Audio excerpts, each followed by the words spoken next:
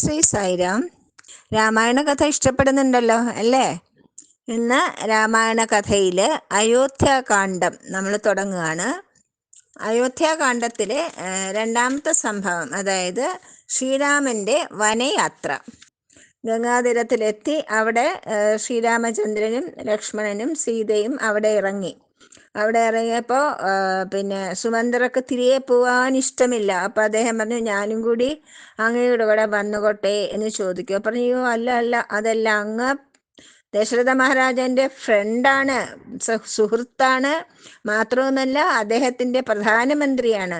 അങ്ങയുടെ ഡ്യൂട്ടി എന്താണ്? അങ്ങയുടെ കർത്തവ്യം രാജാവിനെ സേവിക്കുക എന്നുള്ളതാണ്. അദ്ദേഹത്തിന് ഇപ്പം ഇത്രയും സങ്കടമുള്ള ഈ സമയത്ത് അദ്ദേഹത്തെ ഉപേക്ഷിച്ച് വരുന്നത് ശരിയാണോ, ധർമ്മമാണോ? അതുകൊണ്ട് പെട്ടെന്ന് ചെന്നിട്ട് ദശരഥ മഹാരാജാവിനെ ഞങ്ങൾ സുഖമായിട്ട് ഗംഗാതീരത്തെത്തി, യാതൊരു ഭയവും വേണ്ട, സങ്കടവും വേണ്ട, അച്ഛൻ സമാധാനമായിട്ടിരിക്കണം എന്ന സന്ദേശവും നൽകി മടങ്ങിപ്പോകാനായിട്ട് ശ്രീരാമൻ സുമന്ത്രരോട് പറയുന്നു. അദ്ദേഹം വളരെ സങ്കടത്തോടുകൂടി തന്നെ തിരിച്ചുപോയി. ഈ സമയത്ത് അയോധ്യാവാസികൾ രാവിലെ ഉണർന്നപ്പോഴത്തേക്കും രഥം കണ്ടില്ല. അയോധ്യയുടെ ഭാഗത്തേക്ക് കുറച്ച് പോയത് കണ്ടപ്പോൾ അവർ സന്തോഷിച്ചു. പിന്നെ അവർ അയോധ്യയിൽ എത്തിയപ്പോൾ എന്താ ഉണ്ടായേ? ശ്രീരാമൻ അവിടെ എത്തിയിട്ടില്ല, രഥവും കാണാനില്ല. അപ്പോൾ അവർക്ക് മനസ്സിലായി ശ്രീരാമദേവൻ നമ്മളെ ഉപേക്ഷിച്ച് പോയി കഴിഞ്ഞു എന്ന് മനസ്സിലായി. അയോധ്യയിൽ എത്തിയപ്പോൾ എന്താണ് കാണുന്നത്? അയോധ്യ നഗരം വിജനമായിരിക്കുന്നു. രാത്രിയിലാണ് സുമന്ത്രർ അയോധ്യയിലേക്ക് കയറുന്നത്. കാരണം ആൾക്കാരെല്ലാവരും വന്നിട്ട് രഥം പൊതിഞ്ഞ് ഒരുപാട് ചോദ്യങ്ങൾ ചോദിക്കുന്നുള്ള വിഷമം കൊണ്ട് രാത്രിയിലാണ് അയോധ്യയിലേക്ക് പ്രവേശിക്കുന്നത്. പക്ഷേ എന്നിട്ടും ആ അയോധ്യ മരിച്ച വീട് പോലെ, ആരുമില്ലാതെ വിജനമായിട്ട് സങ്കടം കൊണ്ട് ഇങ്ങനെ നിശബ്ദമായിട്ടിരിക്കുന്ന അയോധ്യയിലേക്കാണ് അദ്ദേഹം കയറുന്നത്. അദ്ദേഹം വളരെ സങ്കടത്തോടു കൂടി ചെന്നപ്പം ഒരു പട്ടാളക്കാരൻ അദ്ദേഹത്തോട് പറഞ്ഞു, കൗസല്യാദേവിയുടെ കൊട്ടാരത്തിലാണ് ദശരഥ മഹാരാജാവ് ഉള്ളത്, അവിടെ ചെല്ലാനാണ് താങ്കളോട് പറഞ്ഞിരിക്കുന്നതെന്ന്. അപ്പോൾ അദ്ദേഹം വേഗം കൗസല്യാദേവിയുടെ കൊട്ടാരത്തിലേക്ക് പോയി. അവിടെ ചെല്ലുമ്പോൾ എന്താണ് കാണുന്നത്? മഹാരാജാവ് ആകെ തകർന്ന് അവശനായി, വളരെ ഒരു 10-20 വയസ്സ് കൂടിയ പോലെ സങ്കടപ്പെട്ട് കരഞ്ഞുകൊണ്ടാണ് അദ്ദേഹം അവിടെ ഇരിക്കുന്നത്. അപ്പൊ സുമന്ത്രർ ചെന്ന് പറഞ്ഞു, ഇങ്ങനെ കൊണ്ടാക്കി. അവര് 3 പേരും അങ്ങയുടെ പാദങ്ങൾ നമസ്കരിച്ചുകൊണ്ട് ഞങ്ങൾ സുഖമായിട്ടിരിക്കുന്നു എന്ന് പറയാനായിട്ട് പറഞ്ഞു എന്നൊക്കെ പറഞ്ഞു. അപ്പോൾ ദശരഥ മഹാരാജ പറഞ്ഞു, ഇങ്ങനെ പുത്രദുഃഖം അനുഭവിക്കേണ്ടത് ഞാൻ ചെറുപ്പകാലത്ത് അറിയാതെയാണെങ്കിലും ചെയ്തു പോയൊരു പാപത്തിൻ്റെ ഫലമാണ്. അങ്ങനെ ചെയ്ത പാപത്തിന് എനിക്കൊരു ശാപമുണ്ടായിരുന്നു. അതിൻ്റെ ഫലം കൊണ്ടാണ് ഇപ്പോൾ ഞാൻ എൻ്റെ പുത്രനെ ചൊല്ലി ഇത്രയും സങ്കടപ്പെടേണ്ട കാര്യമുണ്ടായത്. അപ്പോൾ കൗസല്യാദേവിയെടുത്ത് സുമന്ത്രരോടും ആ കഥ പറയുകയാണ്. അദ്ദേഹം പറഞ്ഞു, ഒരിക്കൽ അദ്ദേഹം നായാട്ടിന് വളരെ താല്പര്യമുള്ള ആളായിരുന്നു. നായാട്ടിന് പോയപ്പോൾ അദ്ദേഹം എല്ലാ തരത്തിലുള്ള അസ്ത്രങ്ങൾ ഉപയോഗിക്കാൻ വളരെ മിടുക്കനായിരുന്നു. നമുക്കറിയാലോ രാവണന്റെ ലങ്ക വരെയൊക്കെ അസ്ത്രം അയച്ച കഥ. അപ്പോൾ അദ്ദേഹം ശബ്ദഭേദി എന്നൊരു അസ്ത്രം പ്രയോഗിക്കാൻ അദ്ദേഹത്തിന് അറിയാം. എത്ര ദൂരെയുള്ള ശബ്ദം കേട്ടിട്ട് കൃത്യമായിട്ട് കാണണ്ട, എത്ര ഇരുട്ടാണെങ്കിലും അത്ര ദൂരത്തേക്ക് അസ്ത്രമയച്ച് ആ അമ്പ കൊള്ളിക്കാനായിട്ട് അദ്ദേഹത്തിന് പറ്റും. അപ്പം അദ്ദേഹം ഇങ്ങനെ ഒരു മരത്തിൻ്റെ പുറകിൽ ഇങ്ങനെ ഒളിച്ചാണല്ലോ നിൽക്കുന്നത് നായാടാനായിട്ട്. അങ്ങനെ നിൽക്കുമ്പോൾ ഒരു ആന തുമ്പിക്കയിൽ വെള്ളമെടുക്കുന്നത് പോലെ ഒരു ശബ്ദം കേട്ടു. അപ്പം വിചാരിച്ചു, എന്നാൽ ശരി എന്ന് പറഞ്ഞിട്ട് ശബ്ദഭേദി അമ്പയച്ചു ചെന്ന് കൊണ്ടപ്പോൾ പക്ഷെ ഒരു മനുഷ്യ ശബ്ദമാണ് വന്നത്. എന്താണ് വന്നത്? രക്ഷിക്കണേ, ആഹാ എനിക്ക് അമ്പ് കൊണ്ടല്ലോ എന്നൊരു ശബ്ദമാണ് കേട്ടത്. അദ്ദേഹം വേഗം അവിടെ ചെന്ന് നദിയുടെ തരയിൽ ചെന്ന് നോക്കിയപ്പോൾ അവിടെ നല്ലൊരു യുവാവ് അവിടെ കിടക്കുകയാണ്, തൻ്റെ അമ്പ് കൊണ്ട് കിടക്കുകയാണ്. അപ്പോൾ ആ യുവാവ് പറഞ്ഞു, എൻ്റെ പേര് ശ്രവണകുമാരൻ എന്നാണ്. ഞാൻ എൻ്റെ അന്ധരും വൃദ്ധരുമായ മാതാപിതാക്കളെ കൊണ്ട് വന്നിരിക്കുകയായിരുന്നു. അവർക്ക് ദാഹിക്കുന്നു എന്ന് പറഞ്ഞപ്പം വെള്ളമെടുക്കാനായിട്ട് ഞാൻ ഈ നദിയിൽ വന്നതാണ്. ഇനിയിപ്പോൾ അവർക്ക് ആരാണ് വെള്ളം കൊണ്ട് കൊടുക്കുക? അങ്ങ് ഒരു കാര്യം ചെയ്യണം, എൻ്റെ അമ്പൂരി എനിക്ക് എന്നെ മരിക്കാൻ അനുവദിക്കണം, എനിക്ക് വല്ലാതെ വേദന എടുക്കുന്നു. എൻ്റെ വൃദ്ധരായ മാതാപിതാക്കൾക്ക് വെള്ളം കൊണ്ടു കൊടുത്ത് എൻ്റെ വിവരവും പറഞ്ഞ് അവരെ സമാധാനിപ്പിക്കണം എന്ന് പറഞ്ഞു. അപ്പോൾ ദശരഥ മഹാരാജന് ഭയങ്കര സങ്കടമായി. അദ്ദേഹം പറഞ്ഞു, ഞാൻ അറിയാതെ ചെയ്ത അപരാധമാണല്ലോ കുഞ്ഞേ എന്ന് പറഞ്ഞപ്പോൾ അദ്ദേഹം പറഞ്ഞു, ഞാൻ ബ്രാഹ്മണനല്ല, അതുകൊണ്ട് അങ്ങേക്ക് ബ്രാഹ്മണനെ കൊന്ന പാപം ഉണ്ടാവില്ല എന്ന് പറഞ്ഞിട്ട് എൻ്റെ അച്ഛനമ്മമാരെ പോയി സമാധാനിപ്പിക്കുമെന്ന് പറഞ്ഞു. ആ പയ്യൻ മരിച്ചു. ദശരഥ മഹാരാജ വളരെ സങ്കടത്തോടും വളരെ പശ്ചാത്താപത്തോടും കൂടി വെള്ളവും എടുത്തുകൊണ്ട് ആ വൃദ്ധ ദമ്പതികളുടെ അടുത്തേക്ക് പോയി. പാദപതനം, അതായത് നടക്കുന്ന ശബ്ദം കേട്ടപ്പോൾ ചോദിച്ചു, എന്താണ് മകനെ ഇത്രയും താമസിച്ചത് എന്ന് ചോദിച്ചു. അപ്പൊ പറഞ്ഞു, ഞാൻ അങ്ങയുടെ മകനല്ല, ദശരഥ മഹാരാജാവാണ്. ഇങ്ങനെ ഒരു അബദ്ധം പറ്റി എനിക്ക്, അങ്ങയുടെ മകൻ മരിച്ചുപോയി എന്ന് പറഞ്ഞപ്പോൾ ആ അച്ഛനമ്മമാരയ്യോ ഞങ്ങളിനി എന്താ ചെയ്യുക, ഞങ്ങൾക്ക് ആകെ ഉണ്ടായിരുന്ന ആശ്രയമായിരുന്നു അവൻ, എന്തൊരു നല്ല പൊന്നു മകനായിരുന്നു, അനുസരണയും എല്ലാമുള്ള നല്ല മകനായിരുന്നു. അപ്പോൾ എന്താണീ ചെയ്യാൻ, താങ്കൾ ഒരു കാര്യം ചെയ്യൂ, ഞങ്ങളുടെ മകൻ്റെ ശരീരം കിടക്കുന്നിടത്തേക്ക് ഞങ്ങളെ കൊണ്ടുപോകൂ എന്ന് പറഞ്ഞു. അപ്പോൾ ദശരഥ മഹാരാജ കയ്യിൽ പിടിച്ച്, രണ്ടുപേരെയും കയ്യിൽ പിടിച്ച് പതുക്കെ പതുക്കെ അദ്ദേഹത്തിൻ്റെ മകൻ മരിച്ചു കിടക്കുന്ന സ്ഥലത്ത് കൊണ്ടാക്കി. അവിടെ അപ്പം പറഞ്ഞു, ഒരു ചെത ഉണ്ടാക്കി എൻ്റെ മകനെ ദഹിപ്പിക്കണം, ഞങ്ങൾക്ക് അതിനുള്ള കഴിവില്ലല്ലോ എന്ന് പറഞ്ഞു. അപ്പോൾ അദ്ദേഹം അവിടെ ഒരുപാട് മരങ്ങളൊക്കെ ഉണ്ടല്ലോ, അതിൻ്റെയൊക്കെ വിറകുകളൊക്കെ എടുത്ത് വലിയ ചെത കൂട്ടിയിട്ട് ആ ചെതയിൽ ഈ പയ്യൻ്റെ ശവശരീരം എടുത്ത് വെച്ച് ദഹിപ്പിക്കാനായിട്ട് തീ കൊളുത്തി.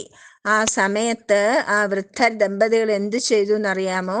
അവർ രണ്ടുപേരും കൂടെ ആ ചെതയിലേക്ക് ചാടി അവരുടെ ജീവൻ ത്യജിക്കും. ആ ചെതയിലേക്ക് ചാടുന്നതിന് മുമ്പ് ആ വൃദ്ധ താപസൻ, അദ്ദേഹം വലിയ തപസ്വിയാണ്, താപസൻ അദ്ദേഹം ദശരഥനോട് പറഞ്ഞു, നീ ഞങ്ങളെ പോലെ തന്നെ പുത്രശോകത്താൽ മരിക്കുവാൻ ഇടവരട്ടെ. ഞങ്ങളിപ്പോ പുത്രശോകം കൊണ്ട് മരിക്കുന്നത് പോലെ നിനക്കും പുത്രശോകത്താൽ മരിക്കുവാൻ ഇടവരും എന്ന് ശപിച്ചുകൊണ്ടാണ് അദ്ദേഹം ചെതയിൽ ചാടി ആത്മഹത്യ ചെയ്തത്.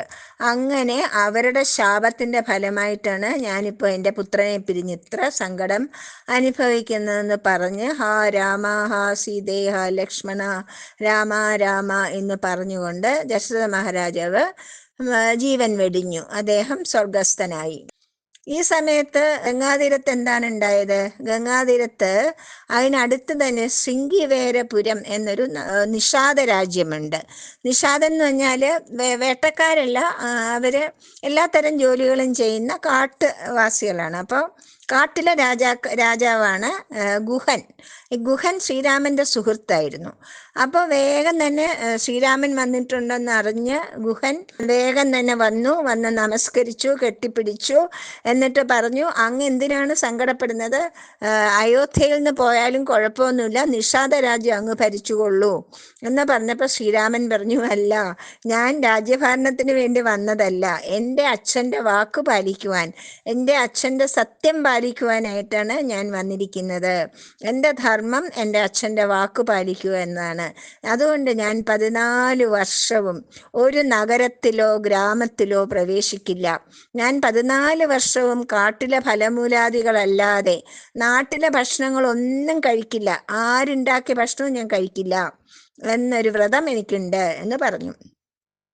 എന്നിട്ട് ഗുഹനോട് പറഞ്ഞു, ഞങ്ങളുടെ മുടിയൊക്കെ ജടയാക്കണമല്ലോ, ജടാവൽക്കലമണിയാണ്, അപ്പം ജടയാക്കാനായിട്ട് വൃക്ഷത്തിൻ്റെ കറ വേണം, അതുകൊണ്ട് തരൂ എന്ന് പറഞ്ഞു. അപ്പം വേഗം ഗുഹൻ വൃക്ഷത്തിൻ്റെ കറയൊക്കെ കൊണ്ടു കൊടുത്ത് അവർ ജടയൊക്കെ ലക്ഷ്മണനും ശ്രീരാമനും മുടിയിലൊക്കെ പുരട്ടിയപ്പോൾ പെട്ടെന്ന് ജടാധാരികളാവും. അങ്ങനെ ഗുഹനോട് പറഞ്ഞു, ഞങ്ങളെ ഈ ഗംഗാതീരിൻ്റെ അപ്പുറം കടത്തിവിടണം, അപ്പുറത്താണ് വനമുള്ളത്, വനത്തിൽ ഞങ്ങളെ കടത്തിവിടണം, വനവാസം കഴിഞ്ഞിട്ട്. അപ്പോൾ ഗുഹൻ പറഞ്ഞു, സ്വാമി ഞാനും കൂടെ അങ്ങയുടെ കൂടെ വന്നുകൊള്ളട്ടെ, ലക്ഷ്മണനെ പോലെ അങ്ങയെ സേവിച്ചുകൊണ്ട് ഞാൻ കഴിഞ്ഞുകൊള്ളട്ടെ എന്ന് ചോദിക്കും. അപ്പോൾ ശ്രീരാമൻ പറഞ്ഞു, ഗുഹ, നിന്റെ ജോലി എന്താണ്? നിന്റെ പ്രജകളെ പരിപാലിക്കലല്ലേ, അത് നീ ചെയ്തുകൊള്ളൂ.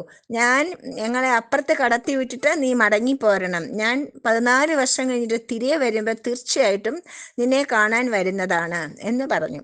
എന്ന് പറഞ്ഞ് അപ്പുറത്ത് കൊണ്ടയച്ചപ്പം അപ്പുറത്ത് കൊണ്ടാക്കിയിട്ട് ഗുഹൻ സങ്കടത്തോടുകൂടി വിടവാങ്ങി മടങ്ങിപ്പോരും. അവര് ആ രാത്രിയിൽ ഒരു വൃക്ഷച്ചുവട്ടിൽ കിടന്നുറങ്ങും.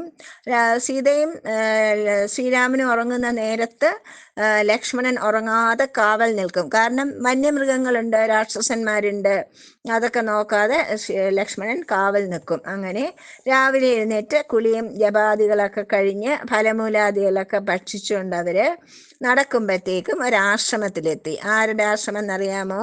ഭരദ്വാജ മഹർഷിയുടെ ആശ്രമം. ആദ്യമായിട്ട് അവർ പ്രവേശിക്കുന്ന ആശ്രമം ഭരദ്വാജ മുനിയുടെ ആശ്രമമാണ്. അത് ഗംഗാതീരത്ത് തന്നെയായിരുന്നു. അപ്പം മഹർഷിക്ക് വളരെ സന്തോഷമായി. ശ്രീരാമൻ അവതാര പുരുഷനാണെന്ന് അദ്ദേഹത്തിന് അറിയാം. അതുകൊണ്ട് തന്നെയാണ് അവിടെ ആശ്രമം ഉണ്ടാക്കി താമസിക്കുന്നതും, ഭഗവാൻ വരുമ്പോൾ കാണാനും ശുശ്രൂഷകൾ നൽകാനുമായിട്ട്. അതുകൊണ്ട് അദ്ദേഹം പറഞ്ഞു, ഇന്ന് രാത്രി ഇവിടെ താമസിച്ചിട്ട് നാളെ രാവിലെ ഇവിടുന്ന് യാത്ര തിരിക്കാം എന്ന് പറഞ്ഞു. അങ്ങനെ പിറ്റേ ദിവസം യമുന നദിയുടെ തീരത്തേക്കാണ് പോകുന്നത്, കാളിന്ദി നദിയുടെ. അപ്പൊ അദ്ദേഹം പറഞ്ഞു, ഞങ്ങൾ എവിടെയാണ് താമസിക്കേണ്ടതെന്ന് അങ്ങ് പറഞ്ഞു തരണം എന്ന് പറഞ്ഞു. കാളിന്ദി നദിയുടെ അക്കരെ ചിത്രകൂടം എന്നൊരു സ്ഥലമുണ്ട്, പർവ്വതം. ചിത്രകൂട പർവ്വതം അതിമനോഹരമായ സ്ഥലമാണ്. അവിടെ വാൽമീകി മഹർഷിയുടെ ആശ്രമവും ഉണ്ട്. അവിടെ താമസിച്ച് പ്രവേശിച്ചുകൊണ്ട് നിങ്ങൾ അവിടെ സുഖമായിട്ട് താമസിക്കാം എന്ന് പറഞ്ഞു. അപ്പൊ പിറ്റേ ദിവസം 2 ശിഷ്യന്മാരുടെ കൂടെ ഭരദ്വാജ മഹർഷി അവരെ പറഞ്ഞു വിട്ടു.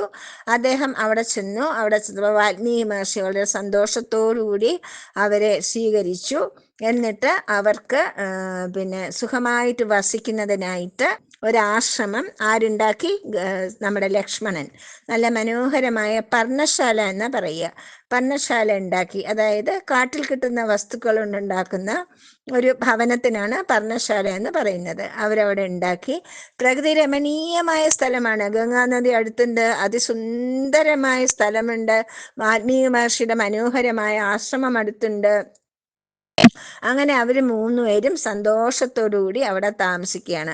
അപ്പൊ ശ്രീരാമൻ വന്നിട്ടുണ്ട് എന്ന് അറിഞ്ഞപ്പോഴത്തേക്കും കാട്ടിലുള്ള ആൾക്കാരെല്ലാം തന്നെ ശ്രീരാമന്റെ ദർശനം എടുക്കുവാനും ശ്രീരാമന്റെ വാണികൾ, അദ്ദേഹം ഒരുപാട് ഉപദേശങ്ങൾ കൊടുക്കുന്നത് കേൾക്കുവാനുമായിട്ട് ആ വനവാസികളെല്ലാം വരും. ദിവസവും വനവാസികളൊക്കെ വന്ന് നമസ്കരിച്ച് അവരെല്ലാം എന്തൊക്കെയാണ് ധർമ്മത്തോടുകൂടി ചെയ്യേണ്ടതെന്ന്, അനുസരിക്കേണ്ടത് എന്ന് ഉപദേശിച്ചുകൊണ്ട് ശ്രീരാമൻ എല്ലാവർക്കും വളരെ നല്ല ഉപദേശങ്ങളൊക്കെ നൽകി അവർ സന്തോഷമായിട്ട് അവിടെ എങ്ങനെ താമസിക്കുകയാണ്. അപ്പോൾ ഇനി എന്തുണ്ടായി എന്ന് നമുക്ക് നാളെ പറയാം. ഓക്കെ, സായിരാം.